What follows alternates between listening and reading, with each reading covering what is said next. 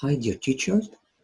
This problem is talking about calculating discount. So if we read the question, it's saying after a discount, the sale price of an item is 65%.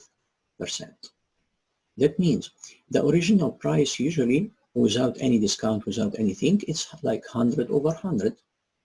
But to be a 65%, that means I did a discount. This discount equal to what? For sure, I can take the 100 over 100 minus the 65 over 100 to find the difference or to find the discount, which is going to be 35%. Why? Because 35 and 65 equal to 100. So 35%. Now my work is to check, is 35 equal to A or B or C or D? So that means I'm talking about equivalent fraction.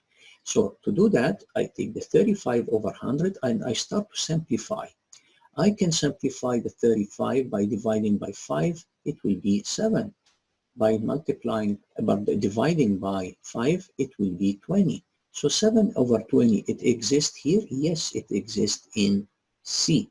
So this is the right information, or this is the right fraction that is equivalent or represent the discount. Thank you for listening.